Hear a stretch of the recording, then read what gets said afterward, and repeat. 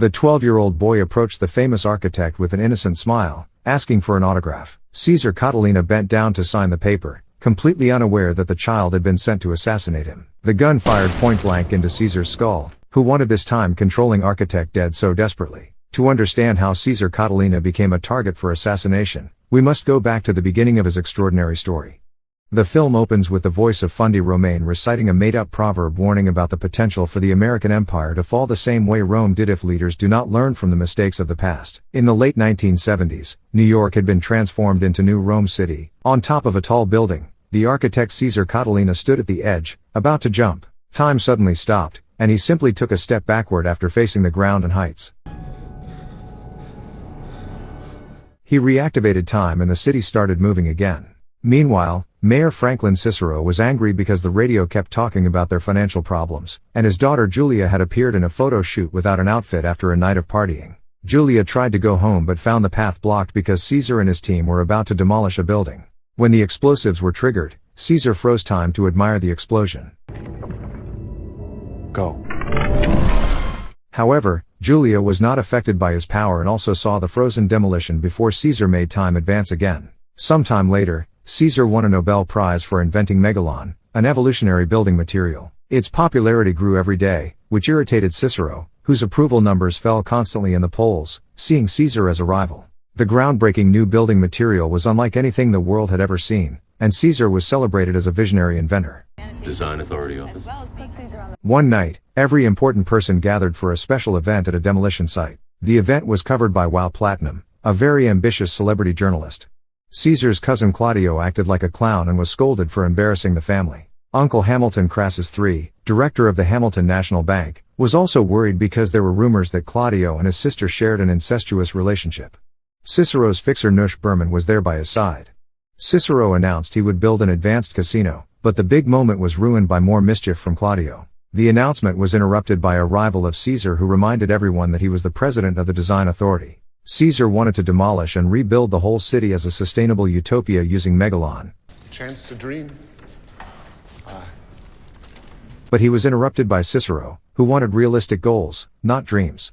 A discussion began and Caesar criticized the system for only caring about the rich. Cicero countered by saying that megalon was unstable and unsafe. The argument escalated when Cicero mentioned Caesar's wife, who had been poisoned and whose body had disappeared. Cicero had been the prosecutor of the case and was certain that Caesar was guilty, but he was acquitted. Now Caesar called Cicero the Baron of the Slums. This made Cicero lose control and security had to drag him away while Julia tried to stop the press from taking pictures of her father. After the confrontation, there was a parade of fashion and Caesar became jealous because all the women in the audience talked about him. When Caesar returned home, he found Wow waiting for him. Have you no concept of time? Oh, for God's sake, turn yourself off. She was tired of being a lover and her career was in decline, so she wanted to make their relationship official. Wow said she loved him, but Caesar could only think about his deceased wife and left. Then Wow turned on the TV to watch her interview with Hamilton, realizing he had flirted with her. The next day, Julia visited Caesar in his office after sending an angry letter to discuss what had happened with her father. She noticed many empty bottles and even remedies, indicating that Caesar was not well mentally.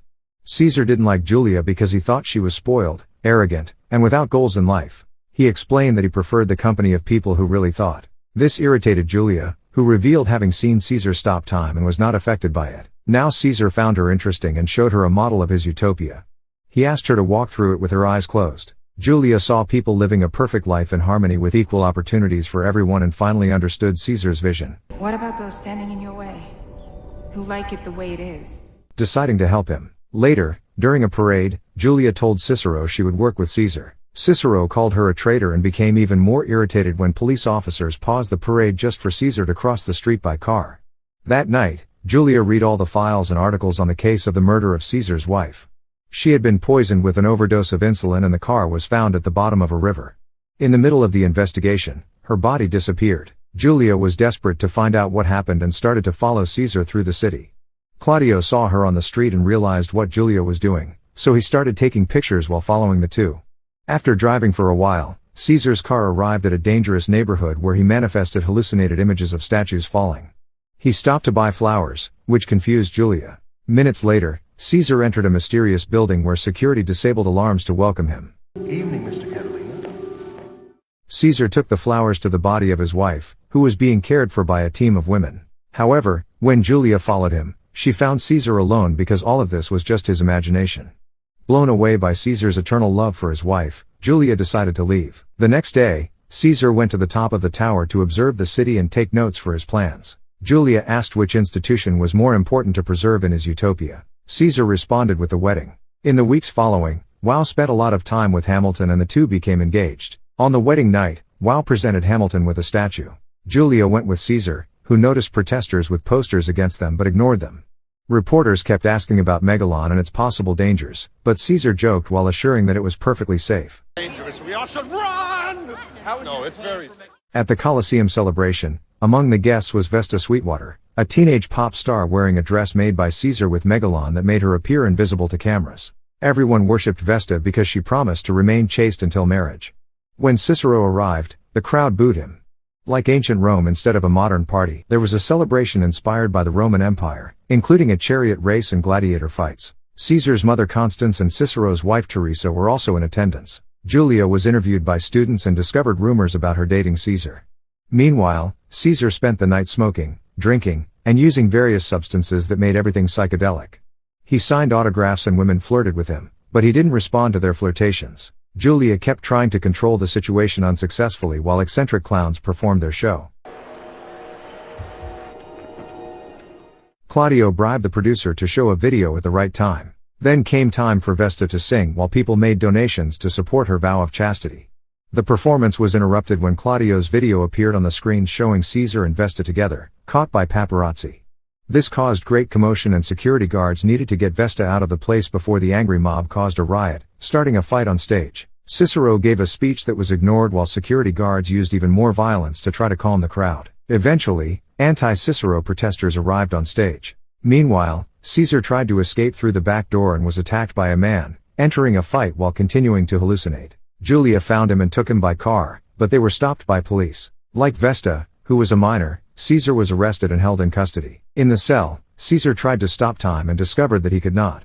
That night, Julia went to the city archives with a friend and they found documents that proved Vesta was lying about other things. She was not underage and was not even born in New Rome. She wasn't even born here. The next day, Julia went to see her father and showed Vesta's birth certificate to save Caesar. However, Cicero destroyed the document, saying that Caesar could be legally innocent but not morally. Frustrated, Julia left, saying she would get another copy. Then she went to Hamilton's house and was greeted by Wow, who stopped the elevator to threaten her. Wow warned Julia that Hamilton was just like Caesar. Claudio was also in Hamilton's house trying to become heir to the bank, but Hamilton suspected that he had been involved in setting up the video. Soon the media started covering the issue of Vesta's real age, presenting forensic evidence that the video was not real and it was all a setup. Julia got help from Claudia in finding out dirt on Vesta, such as learning that she was actually 23 years old and not 17 as previously believed, and the video of her and Caesar was doctored with her face added to another woman's body. After being released, Caesar was visited by Julia at the top of the tower. He was sad because he had lost his powers and finally admitted that all his mental problems came from his guilt. Caesar's fault was that he didn't kill his wife, but still felt responsible for not being careful enough with her. Julia consoled him, and when the two joined hands, Caesar managed to stop time again. They kissed, marking the beginning of a new relationship. Weeks passed and Caesar remained busy with his project and spending time with Julia. He tried to introduce her to his mother, but she was senile and didn't understand what was happening. When the couple was alone in bed, they played with the effects of frozen time. Meanwhile, the poorer classes hated Caesar more and more as he destroyed buildings to build the city of his dreams. Desperate to take down his cousin, Claudio joined the protests to inflame the crowd. As soon as news of Claudio's plans reached Cicero, he asked his assistant to take care of it. One night, Cicero received terrible news. A Soviet satellite called Carthage was falling at high speed and would hit New Rome. Unfortunately, there was no way to avoid it, and residents could only watch horrified as the satellite destroyed much of the city. The whole city watched as the Soviet satellite broke apart and rained down in chunks onto New Rome. This incident gave Caesar the chance to rebuild the city without obstacles. He got lost in work, using time manipulation to try to predict the future and create the perfect utopia. After endless days of work, Caesar was taken from his trance by Julia, who announced that she was pregnant. Caesar got excited and wanted to get married, but Julia refused, explaining that her conscience would never forgive her since he still considered himself married to his late wife. Sometime later, the couple invited Julia's parents to their new house built following the advanced designs of Caesar. Cicero and Caesar continued arguing while playing cards, and Julia needed to scold them like children. She took advantage of the moment to announce the pregnancy, leaving her mother enchanted, but Cicero got angry and left without saying anything. Julia was devastated, thinking that her father hated her. Amor.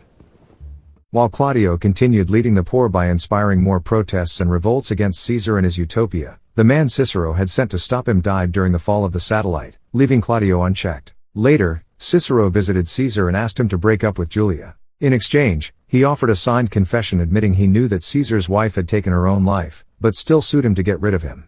Cicero even promised to support Caesar publicly, but Caesar refused. Then Caesar met with Wow, who said she could rob Hamilton's bank and hand it over to Caesar for them to be together. Caesar refused the offer and, furious, Wow threatened to freeze all his accounts. Ugh. Smells of you.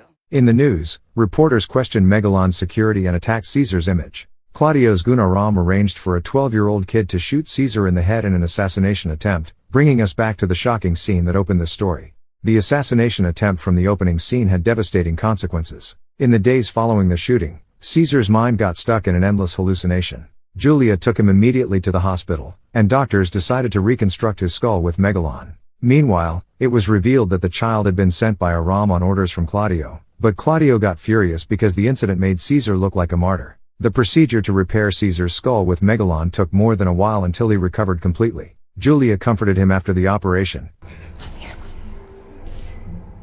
And during his painful hallucinations, Caesar told her what really happened on the night of his wife's death. She had come home ready to announce big news, but she saw something that made her jealous and ended up taking her own life. The poison story was a lie by Cicero, who also hid that she was pregnant. Caesar had tried to follow her and saw when she jumped, discovering the principle behind Megalon while trying to save her. As soon as he could walk again, Caesar went to see Wow about his bank accounts. Wow tried to threaten him, but Caesar took off the bandages and revealed the Megalon that was now part of his left eye. Surprised, Wow knelt begging him to accept her back, saying that diamonds meant nothing without his love. The moment was interrupted by Hamilton, who was shocked to learn about the frozen accounts and promised to solve the problem, thinking that it was a bureaucratic error. Sometime later, Wow and Claudio met in secret and ended up getting involved romantically. Suddenly, the lights started to fail and Claudio explained that it was because of Caesar's systems consuming all the power. Wow then revealed that Hamilton had asked for a prenuptial agreement and that she couldn't take the bank, suggesting that they work together to take control. Wow cut Claudio's hair to make him more presentable for the next meeting with Hamilton. The man was proud to see that his nephew looked more adult. Following Claudio's plan, he asked to be interim CEO of the bank to help with the Hamilton family business. Hamilton was happy to make him work and sign the papers quickly, only to find out that the contract made Claudio the real CEO and president. Betrayed, Hamilton got desperate and had a heart attack. A few months later, with the birth of baby Sunny Hope, Caesar and Julia celebrated privately during Saturnalia, which was the equivalent of Christmas in the city. Cicero ended up quickly falling in love with his granddaughter. Claudio and Wow continued working together, and Claudio convinced the board to remove Hamilton from his position on the bank. After that, Claudio gathered the rebels to begin the greatest revolt until then, causing several fires in the streets. The police could not do much to contain the situation. Claudio has roused his followers into becoming full-on rioters out on the streets. Cicero made a public speech condemning the actions but was fleeing by subway with his wife. Holding his granddaughter, Cicero continued insulting Caesar but, wanting a good future for the child, finally agreed to support his son-in-law. Later that night, Claudio and Wow visited a bedridden Hamilton, who had a lump in his pants. At first, they pretended to be excited to see him. Wow took off the sheets, revealing Hamilton with a bow and arrow. He shot Wow in the heart, killing her, and hit Claudio several times in the buttocks as he ran away. Then Hamilton announced he would leave all his fortune to Caesar's project. Crassus ended up funding Caesar's construction of Megalopolis after Wow's death freed him from her manipulation.